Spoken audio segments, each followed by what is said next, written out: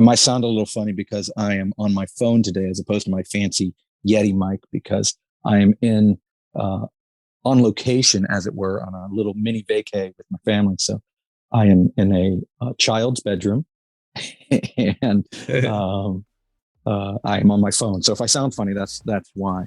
As Hopefully a we can make this. professional podcaster / wannabe broadcaster, you forgot your microphone and forgot your AirPods Pro. That is true. No, I did not forget my AirPods Pro. I can't find them, which is a small emergency. All right, so let's get started. So welcome, everybody. This is the BizDev Podcast, the podcast about developing your business. I'm David Baxter, and I am with Gary Voigt, as usual. Welcome, Gary. Hello. Oh, well done. You had your Barry White voice going on there for a second. Well done. It was a Friends reference. Oh, I'm a good Friends no one's going to get it. There's like one person that downloads this, so maybe they'll catch it. That's fair. No, hey, we've been going up by single digits. It's been amazing. That's true. But no, I'm usually good at the Friends references, and apparently I missed that one. My wife has them all memorized, and if you ever play Friends trivia with her, you will lose horribly and embarrassingly. I don't know, dude. My family's pretty good at that. Oh man, that sounds like a challenge. We're gonna have to take that up. Yeah, we'll do Zoom trivia over. Zoom trivia of Friends, and it'll just be my wife versus everybody because I am lacking. I can do the basic ones like pivot and stuff like that, but no. Anyway. So let's talk about something more important. Let's talk about the Twitch hack. Yeah, you've been keeping up with that at all? I've been keeping up with it from the perspective of, I can't believe it happened. It seems like someone's really out to get Twitch, but more interested in seeing how much they pay out their creators. And I don't really know what happened or how it happened. I saw something about, I guess, a hacker or whoever like pulled down a bunch of their code and stuff from GitHub and posted it all out on 4chan. Yeah, apparently they got 3 years worth of creator payouts. That's a big deal. And there's a lot more news articles going deep about that. I don't want to dive into that specifically, but it is really interesting. You're going to find a lot of stuff about who gets paid what and all that. That's going to come out in the next few weeks. Yeah, even with like YouTube and stuff, any kind of streamer payout, creator payout, like the whole way they structure their, paying of people, generating money for them. It's just so weird. So it's always going to be weird. The thing that's interesting to me as a coder, and I know I feel almost bad saying this, but as a pure nerd, I am intrigued to see how apps like that truly are built and run, because it's serious. That's just neither here nor there. They also got, I'm wondering, the other thing I was wondering is this more of a hack on Twitch, or is this a vendetta against Amazon, their parent? Oh, yeah, I guess that's a much bigger deal.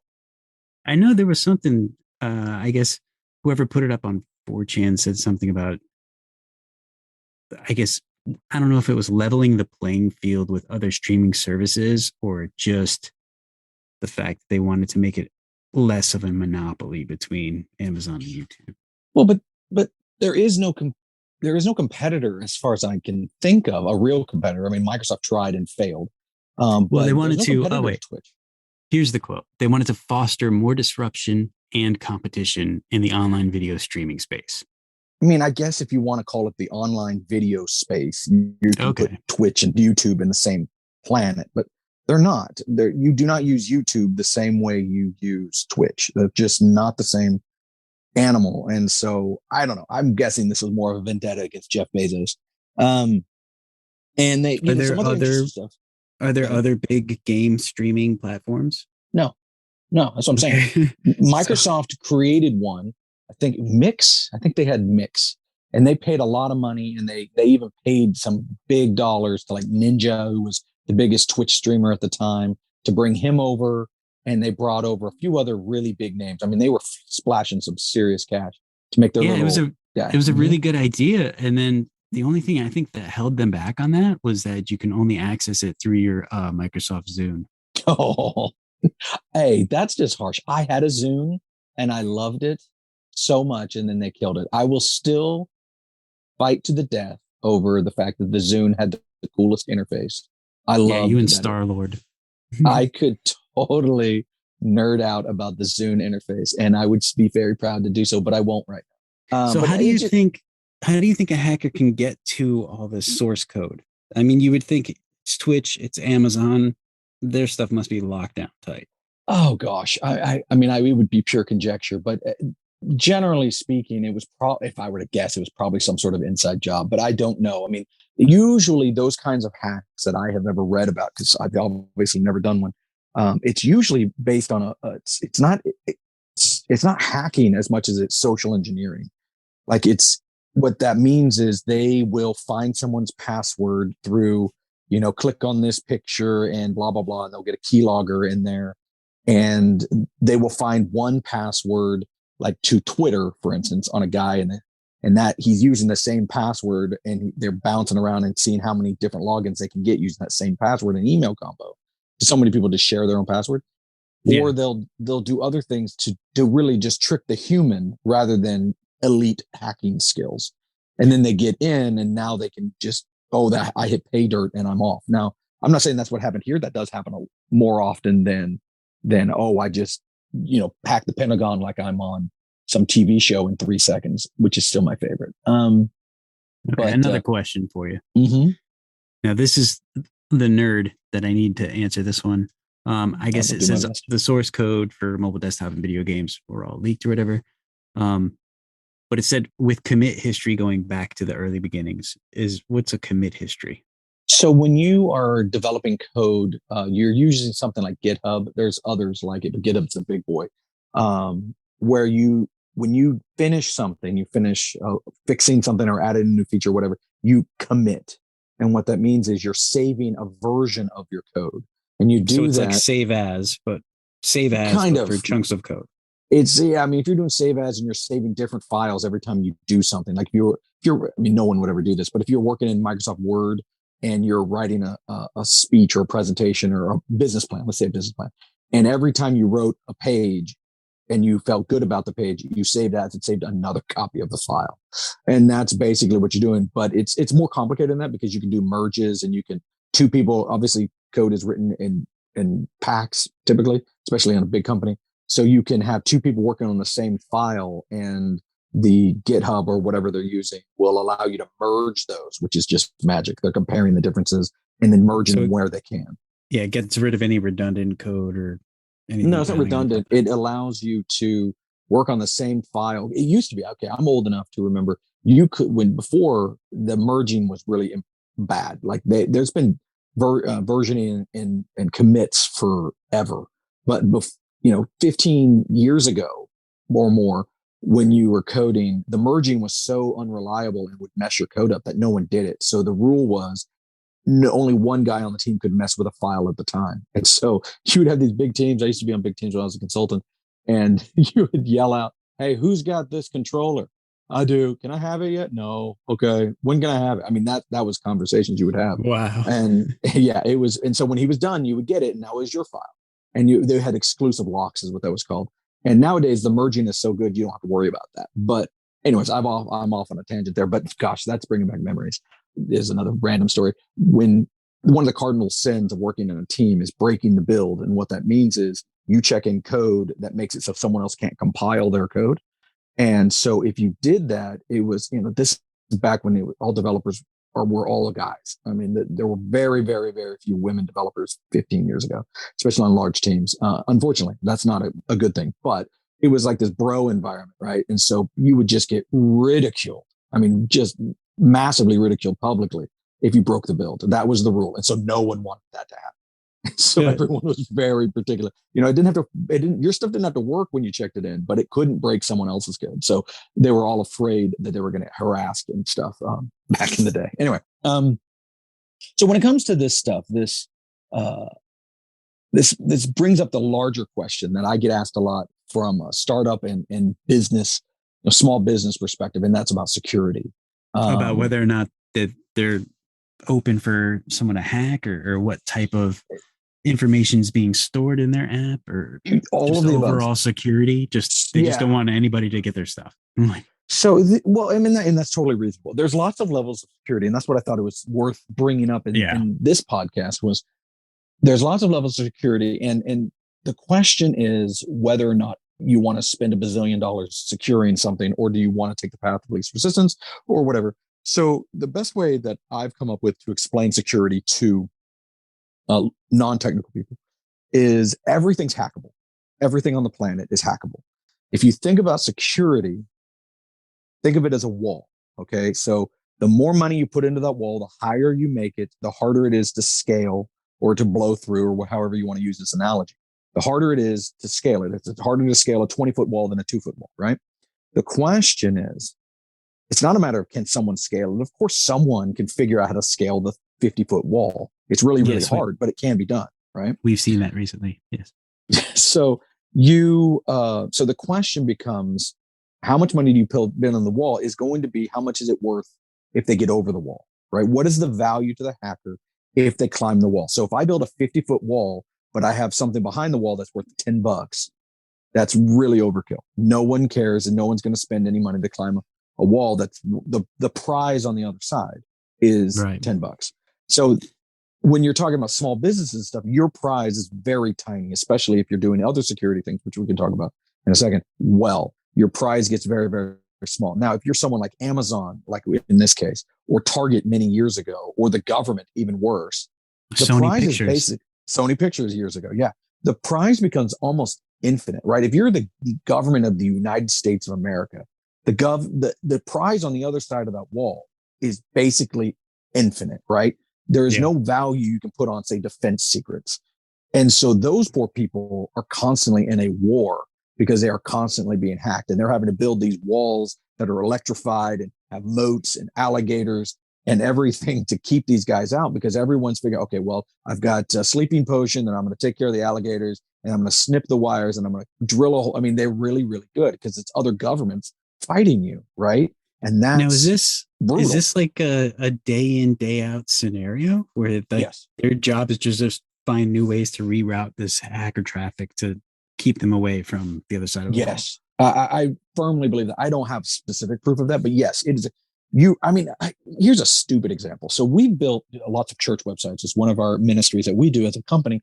And I will tell you, we built 50, 100, I don't even know how many websites we built over the years I've been a developer. And I will tell you, without fail, a religious-based website has 10 times the hack attempts as a regular website. It's just because it's got a religious slant and people don't want that.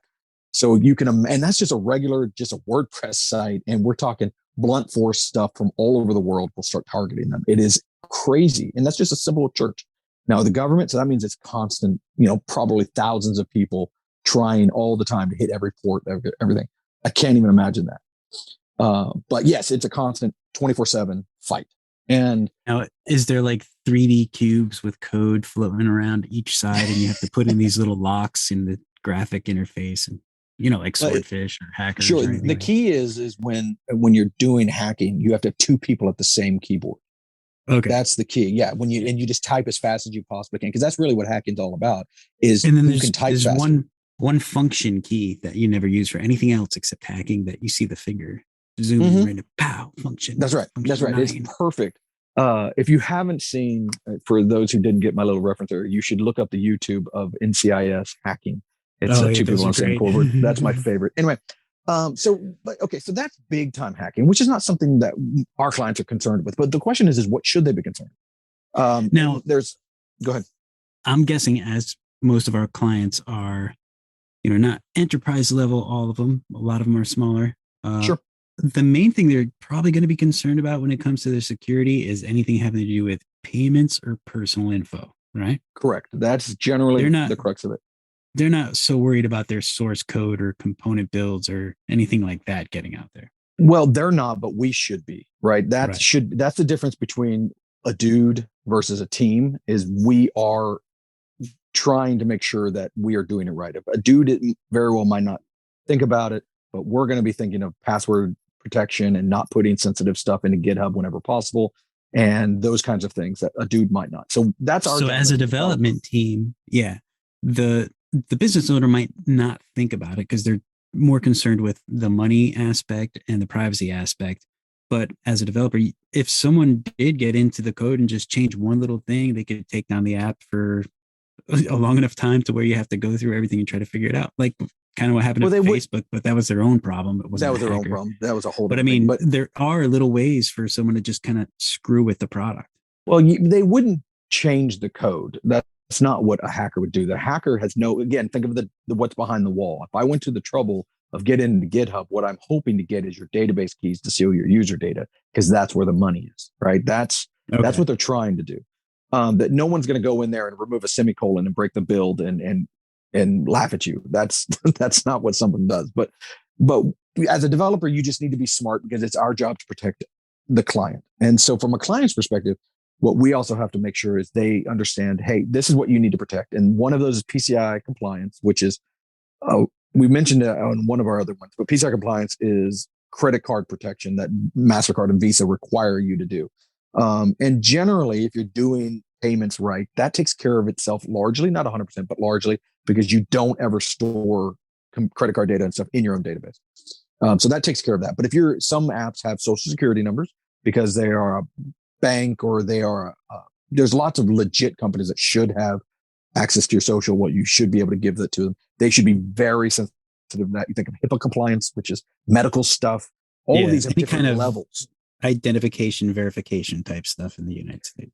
Yeah, the bare minimum is you need to make sure that password, a user's password, is never, ever, ever exposed in your database. Because the simple thing is, if you don't store anything sensitive, then if they did hack your database and stole your data, they've got nothing useful out of it, right? They might have gotten some emails, and that's about it. But they got no passwords, they got no socials, they've got no addresses, they've got nothing like that is going to make a difference. And so that's the bare minimum. You always salt and hash your passwords, which is just a way of encrypting them. And you never expose it. So we've done HIPAA stuff in the past where everything that was user identifiable had to be encrypted, both in motion, meaning it's being sent from one website to your server, and at rest, meaning it's sitting on your server. It has to be encrypted there as well. That is a lot easier than it used to be, but that's HIPAA compliance. And there's just levels of this. And depending on what kind of app you are, you need to have a serious conversation with your dev team as to what kind of security you want to pay for, because the higher level you get, the more expensive it is. And there is a good enough for almost any kind of app. Again, until you're large and you have some reason for someone to hack you, good enough is not a very high bar. You can get there and keep your app secure and keep your data secure and all of that good stuff for relatively easy. It should be just standard stuff like SSL and data encryption on your databases and stuff like that. Very basic stuff. There should be very little cost to that. But if you're saying, okay, I need to be HIPAA compliant. Oh, okay, cool. Then we got to do X, Y, and Z to be HIPAA compliant. Oh, we're going to be storing social security numbers. We're going to be storing some sensitive data. Okay, well, then we have to do X, Y, and Z to do that too. So everything you adds cost. And you just need to keep that in mind. So try to keep as little data, user identifiable data. And now I feel like I'm in a military podcast, but GDPR is another thing that's a European, and California actually now follows it to a certain degree. They pass their own law. And that basically says everything user identifiable has to also be able to be deletable by the user. And so that's something else you have to build in if you're international or you're working in California, which of course everybody is. That's why everybody's seeing the cookie pop-ups now, right? Yes, it is. Those annoying cookie things that every website has. And that's a whole different, that's an annoying basically, anyways, but what those do is just say, hey, we do store temporary information in the browser and their cookies, but you can go into the settings and you can delete them all or change them all or sometimes change the preferences for you. A lot of them just let you know that, and they don't let you change anything. the GDPR compliant ones require that you can see the settings and change stuff. Sure. Yeah. But as long as you're willing to, but it's not obvious. Yeah. End user license agreement to use this website. No one ever reads that stuff. But anyway, that's security. I think security is something that every new business needs to pay attention to when they're building their tech, but they shouldn't necessarily go crazy overboard, because you could really spend a ton of money and get very little bang for your buck. So just be careful there and don't get oversold. Because again, if you're a standard startup with a two-sided business proposition, you can get by security with the basics and you should be just fine. And that shouldn't cost anything extra. But I think Well, that's on the end of security, that. Yeah. well, it leads right into this. I saw an article, and I think you saw it too, on The Verge, where it kind of got people's opinions about tech companies for the year. They took a tech survey 2021, and some of the questions are about privacy and what they think, asking users who they trusted and why. And it comes out to a bunch of different graphs, and they look pretty, but they're kind of hard to discern on the website because they're all very, very close. But there are some telling, I guess you could say, opinions, whether it's favorable or unfavorable about certain brands and different things. And I found it interesting that Amazon and Google and Netflix are the top three highest opinion, or I guess the most favorable brands of they're beloved. And they're untouchable in that belovedness, which is very interesting to me, especially Google. I think YouTube's coming in there too. But I mean, of course, the entertainment brands are going to be loved by everybody. Amazon, I guess maybe there's a little hesitancy because people don't like the billionaire Bezos spin. You know what I mean? Well, but they've also gotten a lot of bad press about how they treat their workers and stuff. And so I think that's true. The question is who is answering that? Like, is this just average Joes, or are these tech nerds? Because I mean, I'm a Verge fan, right? So I'm a tech nerd. And so if I answered that, my opinions are going to be much more informed because I'm reading about Amazon mistreating their workers, as opposed to I'm just an average Joe and did they get my package on time, right? Well, they've been doing this. They said they started this in 2017, where they'd conduct periodic surveys throughout their site and ask small questions. So, it'd be like, awesome. Are you willing to take this survey? Here's 3 questions. Thank you. And then they've been compiling the data since. I mean, and I'm sure fans of The Verge, there's lots of different types of fans, right? But what's interesting to me is what stuck out to me is one, Google's unassailable. And I think it just, a lot of this is now just because everything is so political now. How much are you in the news for your political activeness, right? And Google largely flies under the radar. They don't get involved in that. They don't make people upset. Apple less so, but they're a little bit more active. Amazon has gotten into it, but Facebook, you start getting down the list further. Facebook is all over the politics, and people have very strong opinions, whatever your politics are. Either you love them or hate them or whatever. Facebook is in there, and you can see that people just don't like Facebook very clearly. The only thing worse that I remember from the article, TikTok is just an absolute. And I will come out with my bias here. I do not. My kids are never allowed to use TikTok. I have a real thing about it. I don't trust it at all because my kids don't have stuff. They don't have. They're not allowed to use that, or Instagram either right now. But if they want to see the funny little trendy TikTok stuff, there's plenty of YouTube videos people have compiled. With what's funny? But they don't have to be a member to see. My daughter, she's 13, and we have kept her completely off of social media up to now. And so what she has done to read TikToks, because all of her friends talk about TikToks, and I'm like, absolutely not. So what she does is she goes to Pinterest, where people post TikToks up on Pinterest, and that's how she watches TikToks. And I'm like, there's always a way. Yeah, there's always, and kids will always find it. But one thing I did find interesting, to go back to the security thing, one of the questions they had is your trust. Do you trust these companies with your personal information? And then it shows you the results. And as we know, Apple has been using security and privacy and personal information like as a strong selling point for the last couple of years. They are not rated the highest, which is interesting. I kind of find that to be somewhat disingenuous. And they're being, I guess, Amazon and Netflix are a little bit higher than them for the trust factor. But when it comes to other companies like Facebook and, even Slack, but like Facebook and Twitter and TikTok, they're all way down there with the personal. But here's the thing. This is what I find disingenuous about it. So if you are, I don't trust these people. And yet you gave them your login information. You gave them your private information to create an account, and you're still using the app, but you don't trust them. So to me, somebody should do something about it. Yeah. You can complain on a survey that you don't trust them, but until you actually refuse to give them your information, that's just not real. I don't know. That to me it's funny. They're gonna complain about the maybe the distrust in Facebook on Twitter. And then they distrust Twitter just as much as Facebook. Sure. Yeah. I mean, I have issues and all that with just like everybody else on the survey, but I just find that hilarious. Is, man, I absolutely don't trust Apple, says the guy on his iPhone. I mean, come on. Yeah.